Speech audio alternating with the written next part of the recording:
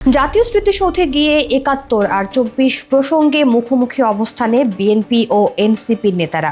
BNP নেতা মির্জা আব্বাস বললেন, দ্বিতীয় স্বাধীনতা বলে বাংলাদেশে কিছু নেই। যারা বলে তারা আজকের স্বাধীনতা দিবসটাকে খাটো করতে চান। একই সাথে এনসিপির আহ্বায়ক নাহিদ ইসলাম বলেন, ১৯৭১ এবং ২০২৪কে যারা পরস্পর বিরোধী করছে তাদের উদ্দেশ্য অসৎ।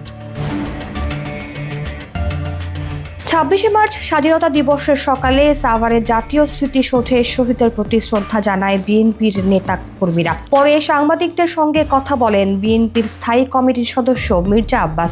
সে সময় তিনি বলেন, বাংলাদেশে দ্বিতীয় স্বাধীনতা বলে কিছু নেই। তার ভাষ্য, জুলাই আগস্টে ছাত্র জনতার আন্দোলনের মাধ্যমে নতুন করে স্বৈরাচারকে তাড়িয়ে স্বাধীনতার নতুন স্বাদ পেয়েছে দেশের মানুষ। এটি কোনো দ্বিতীয় স্বাধীনতা নয়।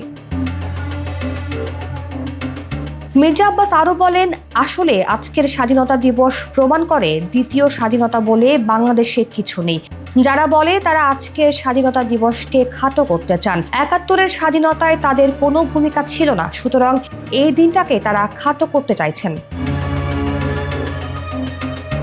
এদিকে ২০২৪-এর ছাত্র জনতার আন্দোলনকে দ্বিতীয় স্বাধীনতা মানতে রাজি না হওয়া বিএনপির উদ্দেশ্যে প্রশ্ন তুলেছে ছাত্রদের নতুন রাজনৈতিক দল জাতীয় নাগরিক পার্টি। নাহিদ ইসলাম বলেন, ১৯৭১ এবং ২০২৪ আলাদা কিছু নয়। ৭১-এ যা চেয়েছিলাম ২৪-এ তা অর্জন হয়েছে। যারা এটাকে পরস্পর বিরোধী করছে তাদের উদ্দেশ্য অসৎ।